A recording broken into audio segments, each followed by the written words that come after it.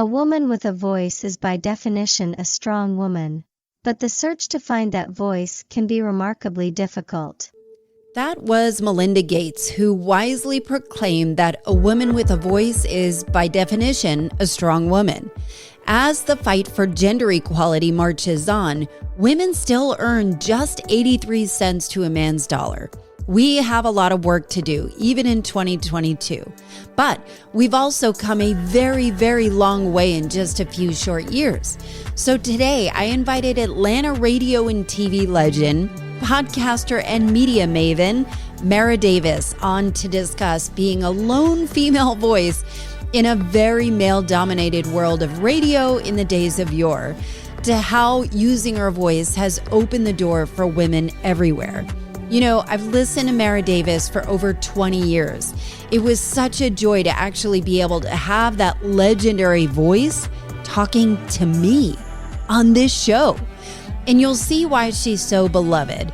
She is a master at interesting conversation and weaving in and out of thought-provoking topics, and definitely has a strong opinion. It's what they call NPR driveway moments. You know, when you get to where you're going, but you don't want to get out of your car because you don't want to stop listening. Yes, that's what you're in for.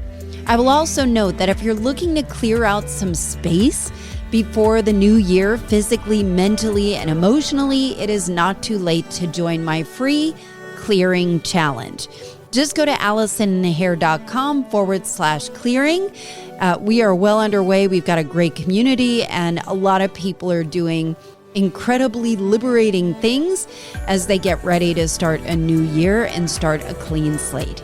Here's my chat with Mara Davis. If you'd like to listen to these episodes ad-free and early and support an independent podcaster, that's me, sign up at patreon.com/culture changers or go to AllisonHare.com for the direct link.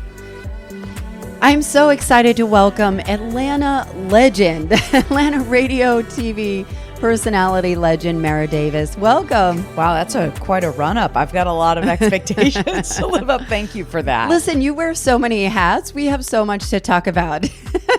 Let's get into it. You've had a long can in radio, and you have a personality that's very likable. You are a super connector, somebody that can adapt really well, and have spent so many years in radio where you kind of have to somewhat be neutral and pleasant all the time. And all of a sudden you leave radio and you have an opinion and you're not afraid to use it. How do you embrace that? You've always been kind of groundbreaking as a female with a voice and a mic. Well, that was really nice of you to say. Radio was a really good run. I was on the radio in Atlanta full time for 17 years and really grew into my voice. It took a long time because there's always a program director or a format change or what you should be and how you should be it.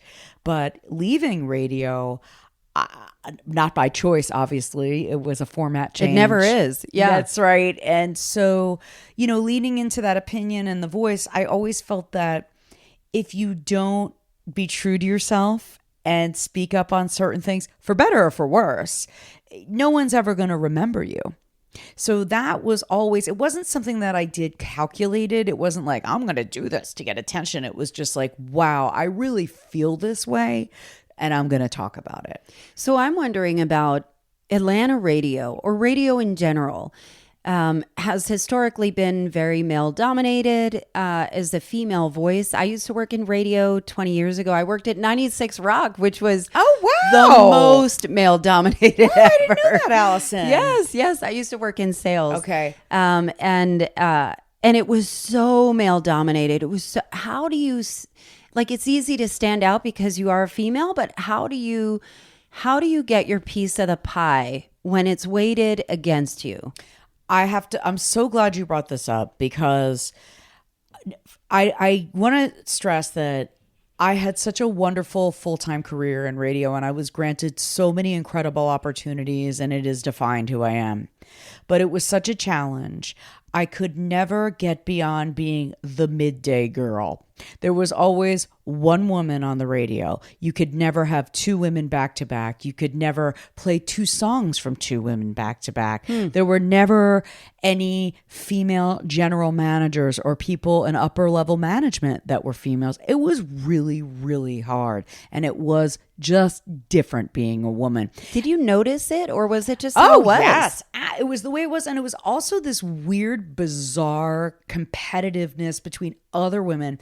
I remember working. There's only one spot, right? There's only one spot. And I remember when Katie Kiley, who you probably worked with at 96 Rock, who was one of my dearest friends, were like sisters, basically. She's the godmother to my son. Like, that's how close we are. When she came to work at Z93, everybody was like, oh my gosh, is this going to be a cat fight? This was the mentality at the time of what was about. And we proved them all wrong and became really close friends. So yes, it was a challenge. And when I wanted to do the morning show, which I did a morning show for like a year or two.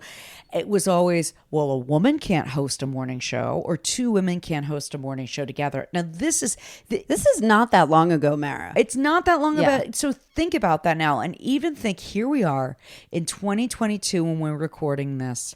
If you look at any talk radio station or any sports radio station, there are no women on the full-time lineup. They're either the sidekick or the weekend. This is an industry that has always been, unfortunately, very misogynistic. And that's why I stress I had a great run and I'm very appreciative of that, but I could never. So when I got out of radio, it was just like there was no place for me because I was just known as the midday girl. Well, I thought, the reason why I had reached out to you is you had posted about when you left, I think it was 10 years ago in 2012, and you had shared that you were told the phone would be ringing off the hook for you. That's right. And you got met with, you're too opinionated. Nobody's going to pay you what what you want to get paid. You have to lower your standards. Did you? I love that question because I didn't know what I had to do. I just wanted to go back to work. But yes, I had to fake it till I made it. And I'm still doing that. Right. I think that I even had an agent at the time who was telling me these things too. Now, look, I had done very well in radio. I got great ratings and I lived a very comfortable life. I was paid very well. But to be fair, I was bringing the company a lot of ratings. Revenue yes, ratings, absolutely. So I don't, it's not like they blessed me or whatever. I blessed them too.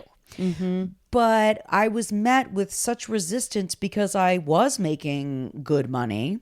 And now, to be fair, the industry was changing. And people who made, it was also like in 2008 in the recession and things started to change a little bit in the radio landscape.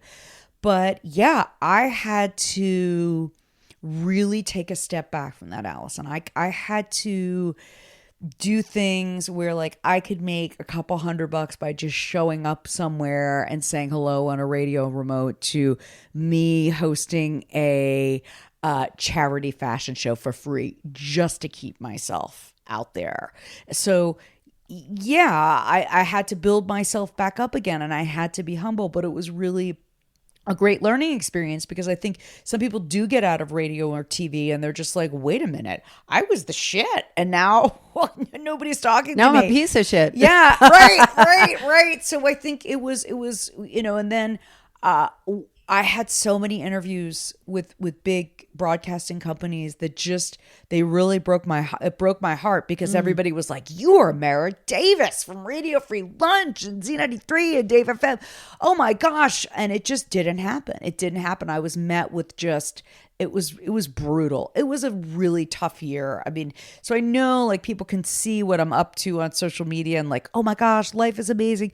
But man, that first year, it was brutal. I had a really a lot of gut checks, and I'm glad I have a very supportive husband and family that helped me get through it, and great friends and mentors that kept me going.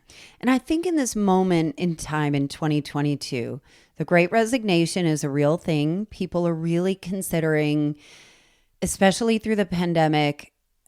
I'm not fulfilled, and I've never been faced with that question before, but now it's smacking me in the face. What do I do? Do I keep climbing the corporate ladder or keep, having this, or do I pursue some dreams? And what I think is inspiring about you is what I'm sensing by the way that you are talking about all of your different interests and different ways that you can make money, is that you've kind of paper clipped a career together from many, almost like a cafeteria of things that kind of fall under the media category, where you excel. And there are people listening that may have interests that are completely not in the industry that they're in today. And so I think what is changing is that it might mean that our career doesn't mean that we all of a sudden switch over and we have that big, grand, beautiful, what's the word? Epiphany. It's like, epiphany, or even just, like that big romantic fantasy comes through of that one massive break that is given where you never have to worry about money. You have your dream job. But I wonder, and it's a really long way, I'll probably edit this down. Can you talk about stitching a career together and maybe letting it be okay that it's not the one answer when you are multi-passionate? Right. So that's a great question, because where I am now is some place that I never expected to be. I was doing a lot of different things after radio, and I was just kind of trying them all, doing a little bit of TV. I was doing Atlanta Eats, and I was doing a little PR and social media consulting because a dear friend of mine said, "You're good at this and you understand it, try it." And I never thought I could do it, but I did it because, again, I just wanted to keep working. Then I randomly got an opportunity to do a pilot for the Food Network. And I thought it was going to be exactly what you were talking about. Oh my God, the skies open up. Heaven has shown itself to you. It was a blind audition. I did the shoot for the pilot. It was the most glorious week. I was like, I am doing it. Watch out, people. Suck it, radio. Look at me now. And for anybody listening, when you do a TV pilot, it's like they love you until they don't love you anymore. It's one of those things where you're so in with the network, and then it could be like you're hot, hot, hot, and then the door just closes. And that's what happened. It didn't get picked up. And I thought, oh my God. Again, this was like 5 years after radio, and it was just like I thought I was there and I wasn't. Then a friend of mine who is an executive at Adult Swim called me and was like, hey, they're looking for a talent booker. And Adult Swim, the TBS. This is the Cartoon Network's adult. They have, Rick and Morty and Eric Andre show, and based here in Atlanta. And she was like, they're starting a streaming platform and they need someone to book talent. And you just know everybody. I think you'd be really good at this. And I thought, I am not cool enough to work there, because Adult Swim has just such a cool, eclectic brand. It's iconic. And I just was like, I was so down in the dumps because I didn't get this pilot that I went for the interview, and I got hired on the spot because I really clicked with Matt Harrigan, who was the VP of digital content at the time. And that whole experience moved me into my talent booking business. I found that I had the skill from working in TV and working in radio, something I never knew I could do. So biggest names too that you have relationships with. I booked a lot of famous people because I had the skill of, I knew how to find people because I had been doing it for myself in radio. But I also knew that Adult Swim was a brand that people were going to take my call about. So I had two things going for me, but I loved the hustle of it. I loved the lining it up. I loved working with the managers and the publicists. This was something that I knew. This was something that I was like, whereas my friend Ollie, who told me to do the interview, it was sort of, I was built for this. And it was really this weird thing of like, where I was used to being in front of the camera, behind the microphone. You're behind the scenes. And I'm great with it. It's all good. Look, if there's a microphone or a camera, I'm running towards it if you're inviting me. But I am also great to lift somebody else up. And that is what I got early on when I got out of radio. Somebody that I met, somebody who was a listener of mine, who was like a corporate coach, took me out to lunch once. It was like, do whatever you can to help somebody and pay it forward. If you can mentor somebody, if you can use your talent and help a charity or someone in another career, do it. Help. Use your service, use your expertise, be of service to people. And that went such a long way for me. And I think that's how I've been able to bob and weave through different things. But through that Adult Swim experience, I now have a business. I mean, that's pretty much the bulk of what I do right now. What did you learn the most out of that experience? It sounds like you had an epiphany of just, oh, why didn't I understand this before? I think you have to rely on your friends. And especially if you talk about a lot of women who are in the corporate world and who are, look, when you're a strong woman and you're a doer and an operator, it is important to surround yourself with other strong women. And I think we can all lift each other up. I am always there to mentor somebody, give somebody advice. Sometimes it's not what they want to hear, but I'll give it anyway. So I think, it was the epiphany for sure. And I leaned into it for sure. But there's other stuff that I still want to do.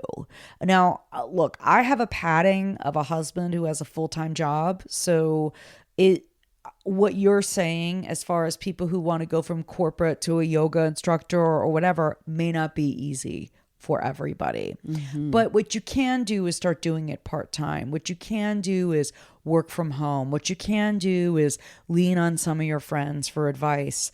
And you shouldn't be shy about it. And the other thing that I think people should do is we live in a time where you can reach out to people directly. You saw my post on Instagram, you messaged me, and here I am. Mm-hmm. So the internet and social media can be a dark, gruesome garbage dump, but can also be a tool for goodness. And I use that to my advantage as far as if there's something that I like or someone that I admire, I reach out to them and tell them. And it's really paid off for me in a lot of ways. I think that's a beautiful message there that I hope the listener got that if there's somebody that you admire, reach out to them. And I think people do feel like because they might have a bigger following that your message wouldn't matter.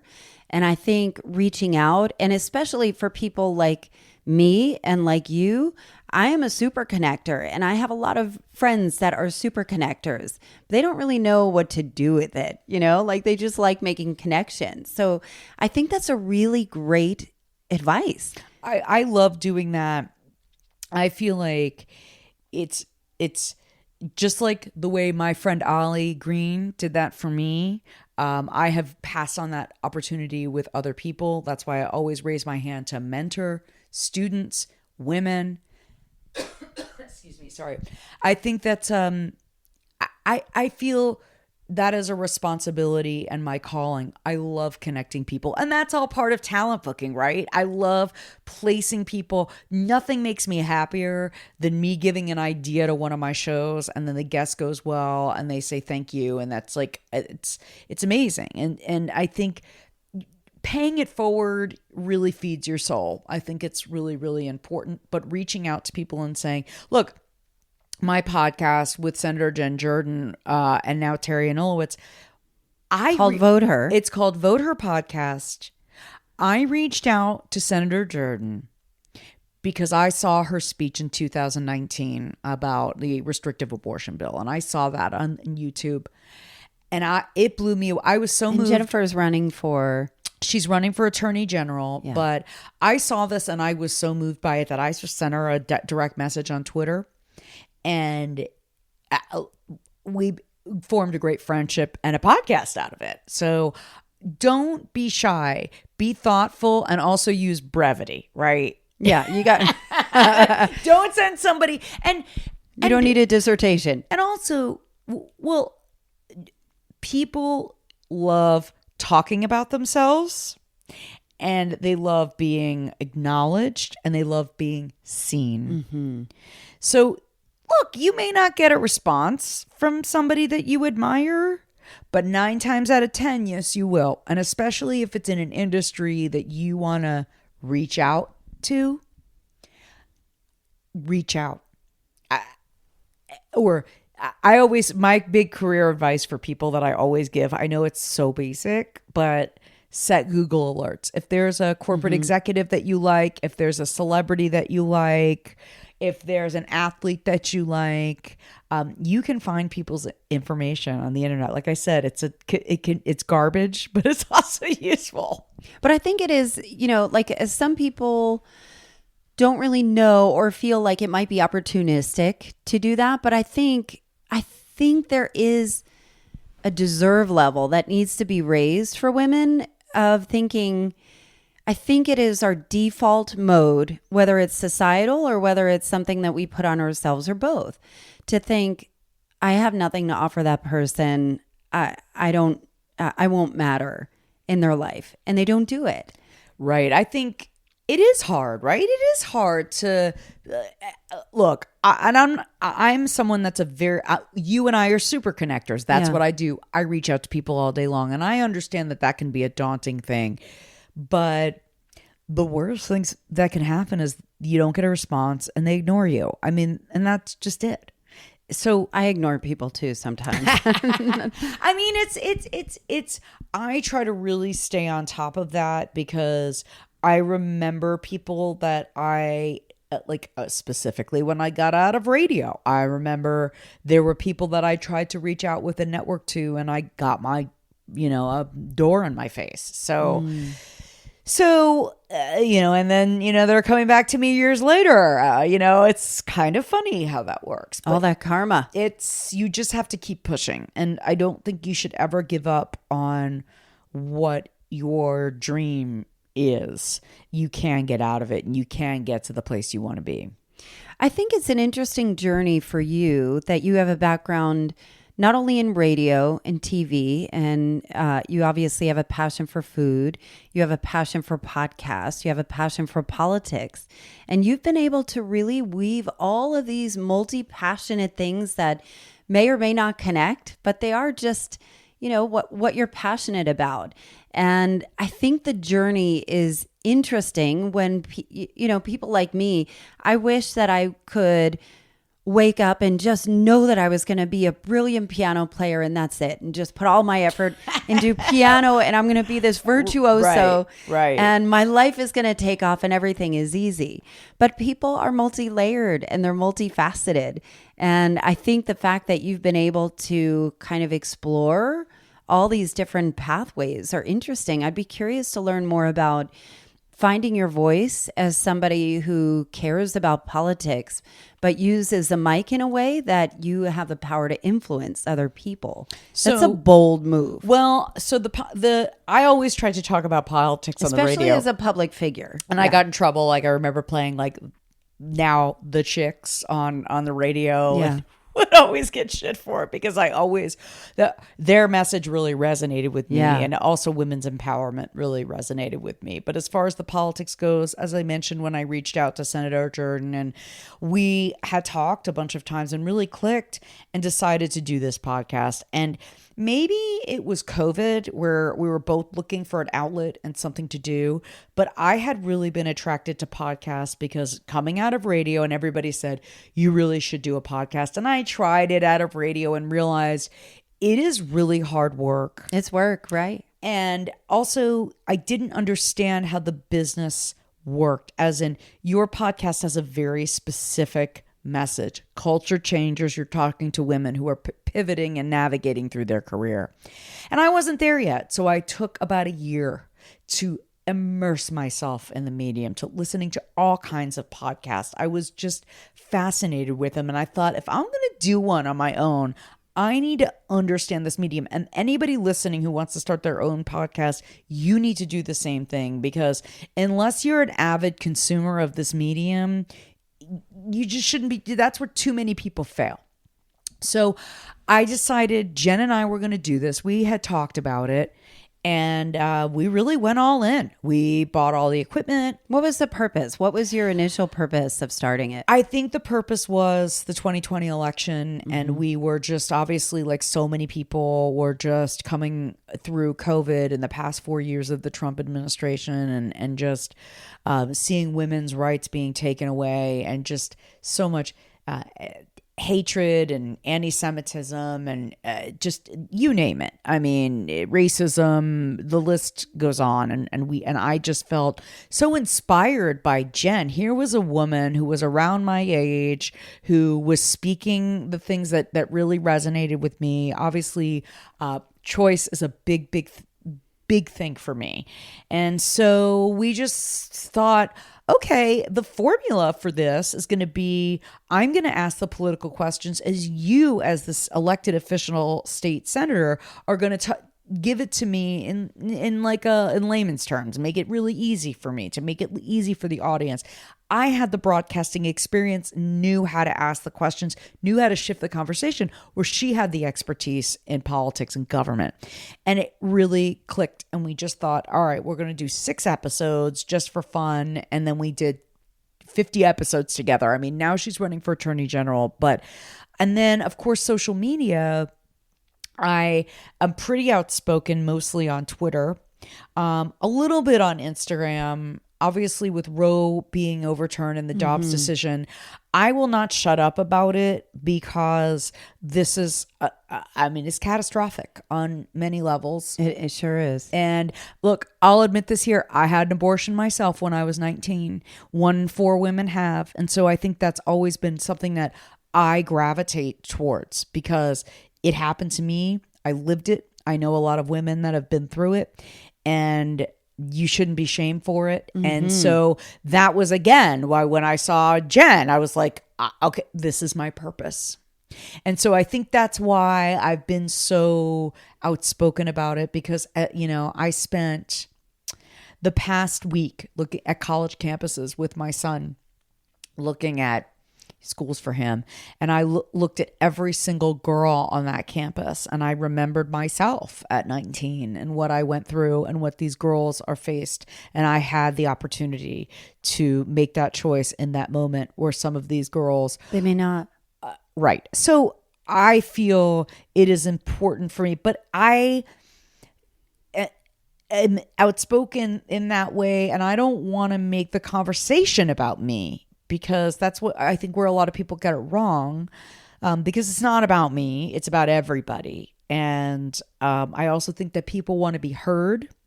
And that's something that people aren't really good at doing. It's just they want to give their opinion and give it and give it and give it. Like, I respect any woman who wouldn't have made the choice that I made. I absolutely respect it and honor it. I think that's amazing. But that wasn't me.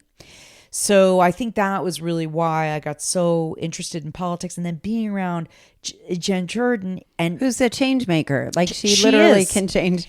Yeah. But and Terry Anulowitz, who's a House representative, watching women in politics and women who are writing bills and fighting for change. This is just to the beginning of our conversation where you talked about women in radio. It's the same thing, where it used to be you had one token woman. You maybe had Ann Richards, the governor of Texas, way back when. But now it's you're seeing a lot more women get involved. And so that's my passion for politics. So that podcast was just like, we had a really tight niche, which is Georgia politics with a women's bent. And look, we've had conservative guests on the show. I am so open to talking to conservative women. I wish I could have more open dialogue with conservative women on choice. But a lot of them don't. I don't want to make a generalization. All I want to say is I am willing to listen and have a conversation with anyone who's willing to have a general conversation like this. I want to pause on that for a minute, because it's something that I think about as well. So me, as somebody who's very pro-choice, has always been. And when I think about why am I pro-choice, like, since I was a little girl and figured out what it was, there was never any question. And I wonder, I don't have any interest in talking to somebody. I mean, I do have an interest in understanding their position, but there's no way I could be swayed. And so I wonder, I feel closed-minded in that way. Mm-hmm. And while I think I'm open-minded and open to hearing and understanding, I have so little tolerance because I don't understand in any shape or form that there would be any other way. And so I take that on as I wonder if that is a challenge, and that's the challenge that we all face as being so staunch in our ways of certain things. Well, that particular one is very, very hot for me. As it is for me, but I also think that people want to be heard, and I don't think people should be shamed for their convictions. But I want to be friends with people that are different from me. But I think the issue of choice is so much bigger than that. And I think it's again going back to women pitting against each other. And I think having a conversation with a woman where like, look, I'm not trying to change their mind.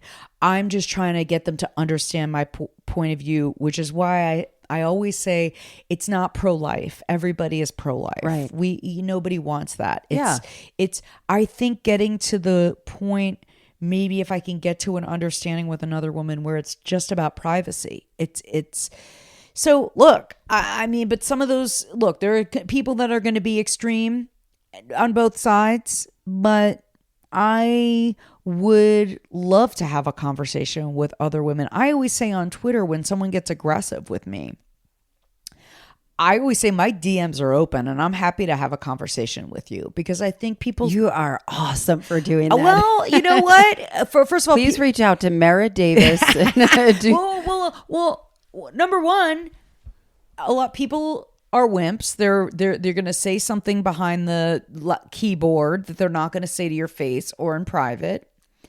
And the people that I do have a conversation with, look, I've made friends that way, and we may not see to eye, but we can maybe have a better understanding, where I have learned to have a better understanding of someone who believes so deeply in their faith, and how this is something, having an abortion is something they could never imagine, that they are so strong in their conviction and their views that this is just something unfathomable to them. And I truly respect that. I really, really do.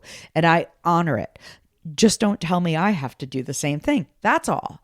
And I think it is such a shame. I agree with that too. And it is such a shame to me that this has been such a divider of women, because if women could be more eye to eye on choice and reproductive health, we could have so many more women in politics. And you wonder, like, why aren't there Republican women? And it's because it's so tribal and they just can't get there. Where I bet if we invited a bunch of 10 Republican women over for a book club or a coffee, and we said, let's talk about our pregnancy stories, they would all have one for you. And so I feel like we, on the left and on the right, have done a lot of damage to polarize women. And I want to be hopeful and optimistic, but I'm willing to have a conversation and listen. I love your hopeful and optimistic thing. And I'm calling out myself as being closed-minded, because I get so angry. I understand. Listen, I'm angry too. And not angry that they feel that way, of course. Well, but again, they're I'm angry too. I mean, for all the reasons. Look, especially men, it's like men would call in sick for a period cramp. I mean, it's just, here we are, it's like, have men go through menopause, or have men go through childbirth, or, and they're suddenly the experts on reproductive health. It's just absolutely maddening. And yes, I'm very angry too. I'm very angry that, if I lived in a state in the state of Georgia, I wouldn't have been able to do what I did at 19. And I have no regrets. And this used to really irritate me because people would say, you know, when you get older, your views will change. Or when you have your own child, your views will change. And it's actually been the opposite. I feel like, yeah, I had a child, I had money, I had a loving family, I had a job, I had resources, and guess what? It was still fucking hard, and I didn't love it. You know, I love it now. Don't get me wrong. I love my son. You know, that's like a clip like, all right, I didn't want, you know, that's an isolated clip, like political opposition research. But it was hard. It was brutal. So forcing that on someone is why I'm strong in my convictions. And I don't think I could ever run for office. But if I can use my voice to make people aware.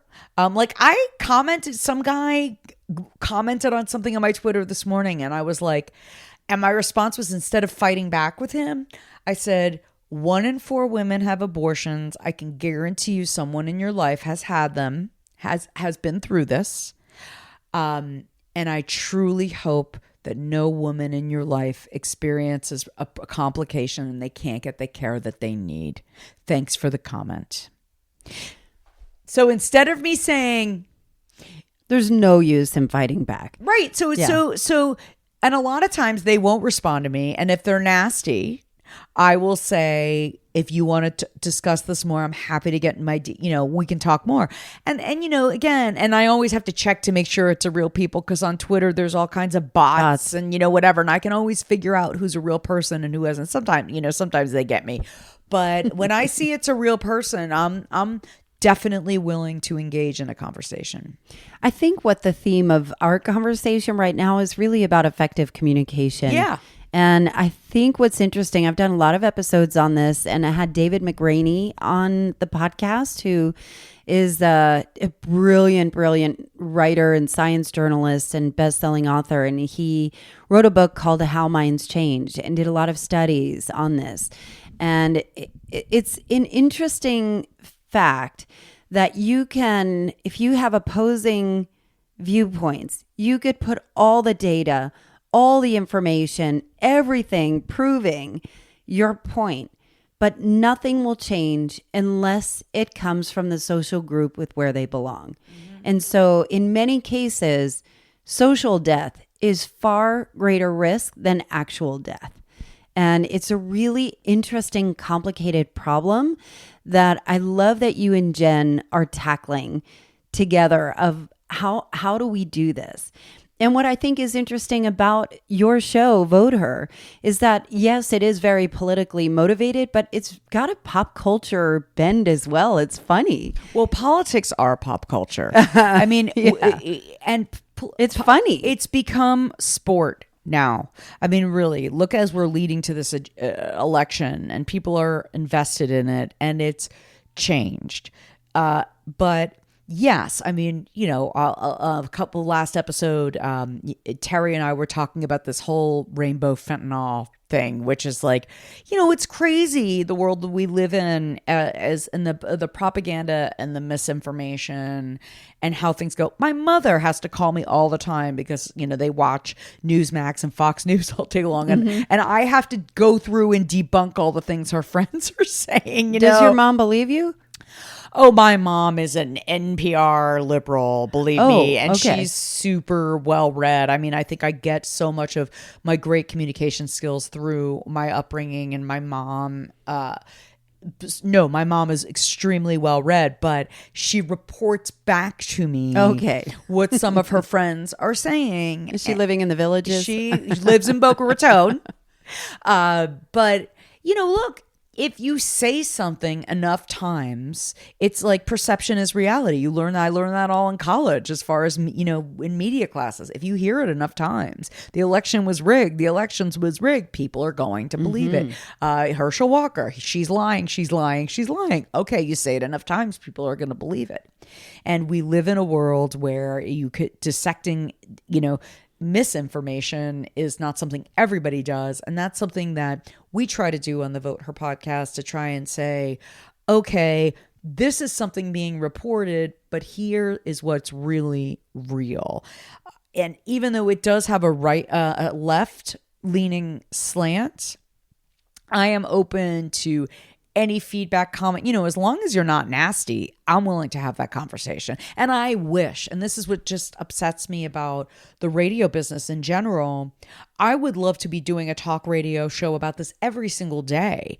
But unfortunately, the way talk radio is, it's just conditioned for right wing only and no women. Where I've even called out radio too. There's no right wing women on there. I know plenty of women in broadcasting who are conservative, and they're not on mainstream outlets either. Do you find that there is any hope for the future in terms of representation? Because Fox News has always been marketed as an entertainment channel with some news thrown in, and so its job is to entertain and not necessarily always be factual. But CNN, MSNBC, all the way on the left, also has a very clear bend with it, where there is no straight reporting of news and that journalism that people long for from before. Do you think there is any hope for finding really clear information without being brainwashed one way or the other, no matter where you get it from?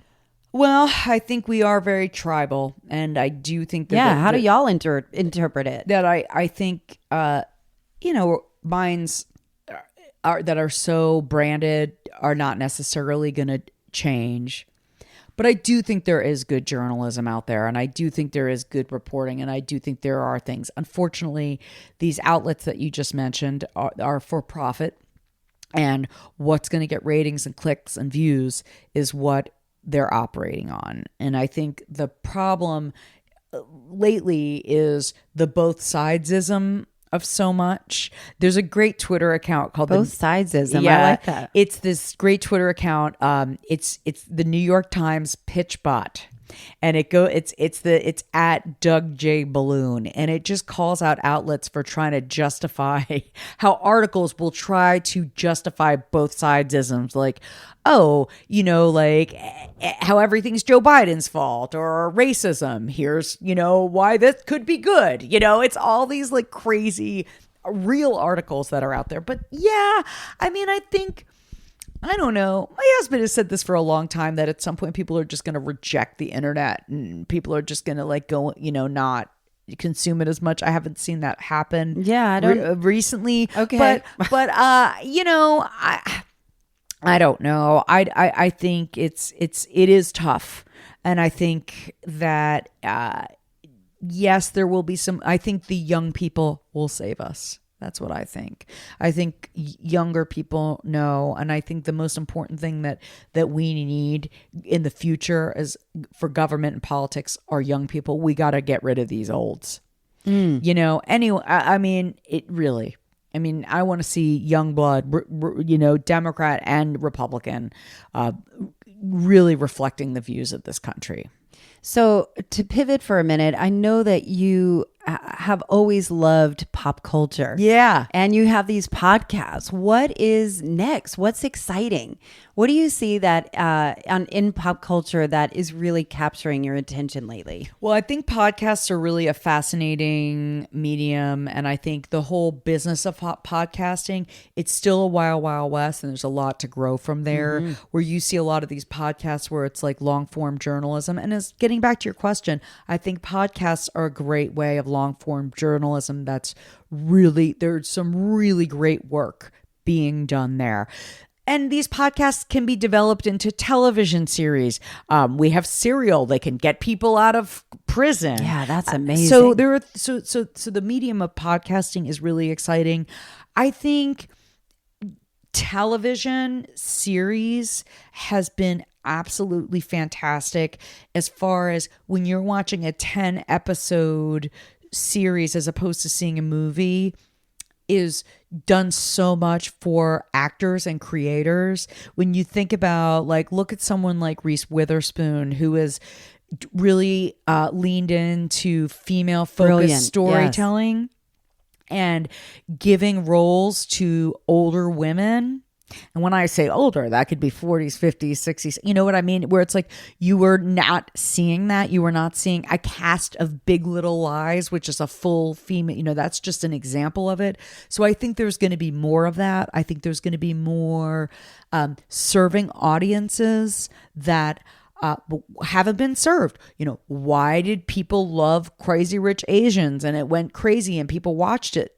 Because that was an audience that was not being served. So I do think that is a big pop culture change where you're going to see more LGBTQ, you're going to see more Black programming, you're going to see more shows that weren't there that are suddenly now there because people are finally waking up to that. And I love that diversity. I love seeing shows or like living lives that, you know, I may not see in my everyday life, but I can learn about it on a series or on a podcast. I agree. Do you feel like entertainment is changing the culture? Is that how people's minds truly get changed?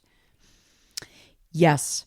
I think certain things, it can happen in many different ways. I think, like, look at a show like Insecure. I don't know if you've watched it with Issa Rae. It's like the best show. It's about these two best friends, Black girls in Los Angeles. You know, one's a successful lawyer, one's a woman who's finding herself. And it went on, I think, for 5 or 6 seasons. And it was just like, you know, here was this look into friendship and Black culture in this gorgeously done show, hilarious show.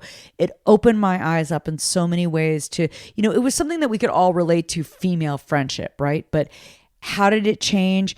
Issa Rae, the creator of the show, did groundbreaking things by hiring an obviously all Black cast, but all Black crew, all Black owned businesses. So this was something that was truly groundbreaking. And I think a lot of people learned from that and truly made change from that. I'm not saying she's the first one that did that, but there have been a lot of people. It's very intentional. But I also think like the shows that can change hearts and minds. Another example is that, I don't know if you've watched the show Made on Netflix.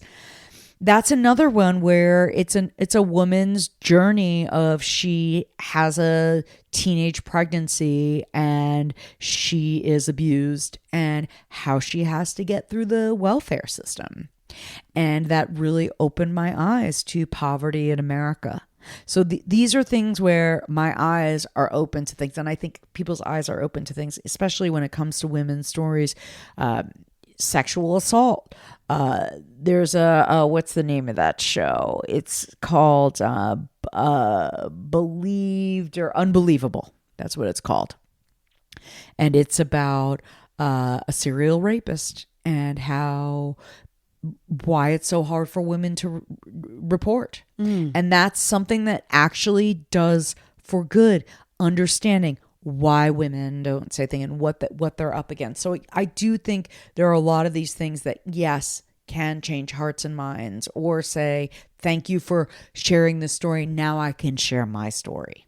I know you write for Paste, and you do like a really interesting write-up on podcasts that you found periodically. You should do that for the Netflix shows too. I would love to. They have a great television reporter, Allison. By the way, she is so fantastic. I get so many recommendations from what she writes about. But yeah, I mean, I'm always watching a show. I mean, people are always coming to me. By the way, you could always, DM me and I'll always tell you what I'm watching. Currently, I'm watching Tell Me Lies on Hulu. I don't know this one. That's like, it's a college story. It's a little soft porn, a little bit like soft porn. I'm definitely gonna watch it. Okay. But it's about this this kind of mystery of a crime that happens and like all the characters around it, and it's like all these kids in their first couple of years of college, so that's really good. Of course, I love Handmaid's Tale. I'm hugely into that. So those are and I like American Gigolo on Showtime. It's pretty good. Did you happen to see I just saw the Eliza Schlesinger special, the comedy special. I don't know if you haven't watched it yet, but she's called hilarious. Hot Forever, I think, or Forever Hot Forever. It's so good. And I love comedians that make a cultural statement, and she does. And so it feels like we are moving in the right direction. Well, again, in a lot of ways. It is but it's bold women. It is bold women speaking their voice. I mean, look, and trying to be a force for good. Talk about reaching out to people. You know, I reached out to Amy Schumer on behalf of Jen I saw Jordan. that you just met her. I reached out to her because Amy Schumer is bold and she is an advocate on reproductive rights. And I sent an email to her manager. Now, again, this is what I do for my job. I'm able to find people's managers, but I said, here is Jen and this is what she does. And, and then Amy Schumer came back and said, well, come backstage and Jen can give a speech before my show. I mean, this is incredible. So to have these powerful women who lend other women to use their voices, that's why I always say you never know until you ask. I think one thing I love and relate to you so much is how powerful our voices are for change. And you're doing it all over the place, and you have fun stuff as well. What is next for you? Well, I love talent booking. It's a lot of fun. I work on a couple of fantastic shows, so I'm very passionate about my clients. I have one media and PR. I work with Elle Duncan with ESPN, and she is a incredible anchor, and so I'm helping her with her media, and I love doing that. And look, I do HLN. I'm on there on the weekends sometimes, and I do my podcast. And look, I mean, I think if you asked me like what an ultimate goal would be, I don't know if it's possible. I'd love to be on the radio or a platform every single day where I could take calls and talk to people, whether that's a podcast or a radio show. As you know, being able to do that kind of podcast every day when you're funding it yourself, you just can't do it. I mean, I pay myself for Vote Her podcast. That costs me money. We don't have any ads because it's elected officials. So I just want to keep working. I love it so much. So I just want to keep pushing, whether it's behind the camera or microphone or in front of it. I'm just going to keep hustling for the next thing. You are a force for good. How can people get in touch with you, Mara? You can email me directly. I'm just at mara@maradavis.com. You can find me on Twitter at Mara Davis. Instagram is Mara Davis 2000, because when I joined Instagram, there was already another Mara Davis. So it's Mara Davis 2000. And listen, my website, maradavis.com. You can find me. I will always, I'm always open to talking to other women about making their career pivot, because I have lived diversifying. You have to take risks, you have to take that phone call, and you have to be of service. I love that. What a perfect way to end. Thank you so much for being here, Mara. Thanks for having me. Yay!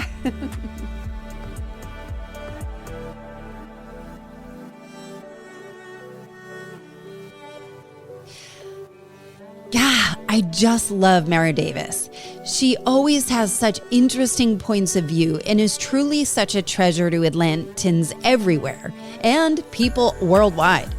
I've linked all her info in the show notes. And if you'd like to get all these episodes ad-free, get them early, get bonuses, and support me as an independent podcaster and obviously get a speed pass to heaven, go to patreon.com/Culture Changers. As always, thanks for sharing these episodes and listening. And if you like what you heard, will you leave a written review on your favorite podcast player? If you don't like what you've heard, don't worry about it. It's cool. As always, be good to yourself so you can be better for others. Thanks for listening, and I'll see you next time.